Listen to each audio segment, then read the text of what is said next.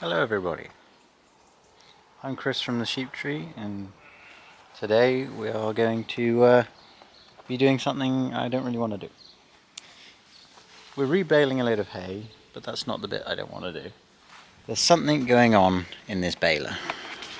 If I just show you in here, you notice how this chain here is all covered in stuff. You rub it off, there's the original paint. While this one is brown and it's peeling the paint off because it's got hot. When I was using this, the whole side of the machine towards the end was radiating heat out. Now a lot of hay does get jammed down in there, and I'm not really sure how to fix that. I don't think there should be a cover there because there's nothing to mount it on.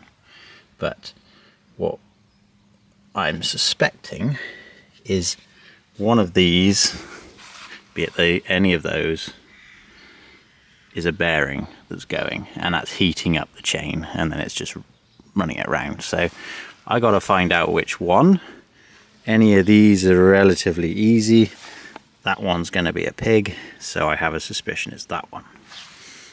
So I need to rebale this stuff anyway, because we had an issue with the square baler in the field. It tried to eat itself. So we just went with, if we can pick it up, we will leave it at that. So I'm going to bale this. My plan is to spray some water on the individual cogs. If you can see them, geez, I've got dark all of a sudden. And then we will see which one basically throws steam off because it's getting bleeding hot. Right, I'll have a go. And at the moment there's a lot of stuff I got to work on that I'm not going to get to. That needs all coolant drained out of it, refreshed. The top of the canopy there, don't know if you can see, is far too far towards the truck, so when you put a trailer on the back it bangs in the top there. So I've got to cut the mounting points on that, push it back, weld it on properly so it's in the right place. This is absolutely hemorrhaging fuel. I hope there's just an O-ring under there, but I just haven't got round to looking at it. That's the fuel shut off, I think. Yeah, that's the fuel shut off. It's hemorrhaging fuel, it's hemorrhaging oil out of both the front and the back. It's leaking coolant out of this hose here because there's a piece of rust poking through it, but it's semi-blocked the hole, so we're just keeping going for now. I'm going to have to do something about it. It is getting quite bad. This mower, as you can see with the bit on the top of it, when I was in the last field that broke the square baler, the mower broke. So yet again, we are stuck with two broken mowers. I do think we have enough. Just the other side of the David Brown, which is also broken. It's just not going well at the moment. Is another mower. It's in a better condition than this one. So what we are going to do is make a good mower out of the pair of them and scrap what's left of this one, because we are just building up stuff in this yard at the moment and it's annoying. So ideally the baler I need to try and fix before we go to or I don't need to try and fix, I have to fix it before we go to one of the people on Whitfield Estate, or the actual Whitfield Estate itself. Hang on, let me just spin you around. If I'm talking, I might as well talk to you. Yes, so Whitfield Estate itself, their main garden, we bale it. I'm not taking the baler there if it's got a knacker bearing, because it will catch fire and it will burn down on their lawn. Not great.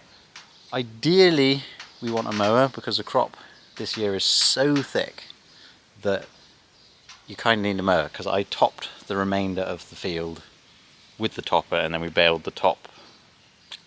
We baled the grass that we topped, because you can do that but it's not as good quality, but it was struggling a lot, so we are going to struggle to do all of their grass if we don't have an actual mower. So have to fix the baler, ideally fix one of those so they work. The truck is quite high priority, but we can get by with that. It's just annoying and it's just chipping the paintwork off the back of the truck. So lots of stuff to do, and this is a winter job. It's going to get expensive, so we'll see. But I said last year that it was going to be a winter job. We will see. Hopefully we'll get something done.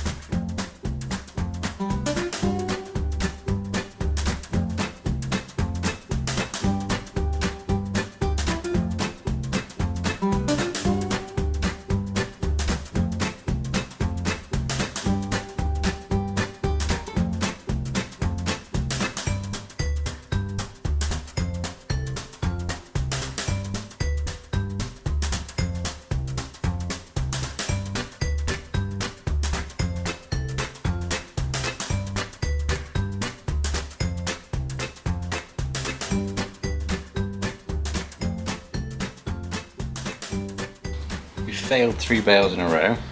It's not uncommon for this thing, but when rebaling like this, it's normally fine. So I'm going to loosen up the chain and see if I can wiggle anything about, because something is stopping it from spinning inside when there's not a whole lot going in the front. It should be happy with it, it should be fine, especially with the grip tape that we put on earlier in the season. So something else is wrong. I will have an investigate and find out. Hopefully we found some of the issue, because I like the use of the word we there. well, yes, you happen to be here at the point, so therefore it is a we discovered. So this baler doesn't really like if there's stuff it can get stuck on, and with these little bits here poking through between the rollers, that's enough for it to get stuck on, because there's not a whole lot of purchase on these. They're slippery as all heck. There's a little bit of grip tape dotted about because we had a bit left over, and it did make a heck of a difference, so we might do a bit more, or I might get a bit with a welder. That sounds like a lot of effort to be honest. So I'm going to clean this out and we're going to see if that makes any difference. Angela's going to steal some of the old stuff for the garden.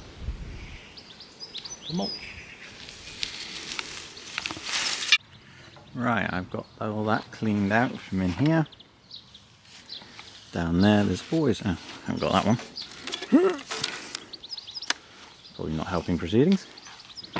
Right. I haven't found anything wrong here. I've rattled everything. Like, none of it has got any play in it. Like, that's got play that way because that's a different chain. But none of it has got a nice rattle to it. It's not squeaking either. So I'm a bit more confident about running it now. I'm going to do it back up. I'm not going to do it up as tight. There is a on one of these panels somewhere, probably, oh no, it's not that one.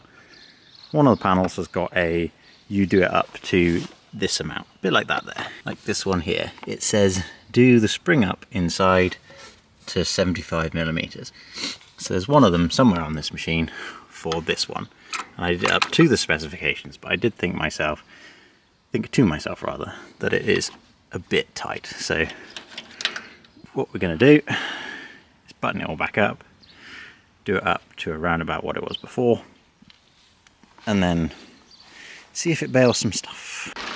Right, I've got it all back together. I'm just going to put some chain spray on it just to see what it does. I have put lots of this on it throughout the 300 bales we've done, and it just doesn't, well, not this brand specifically, but it just seems to wipe it off immediately. So we'll see if it's happier now. I don't know.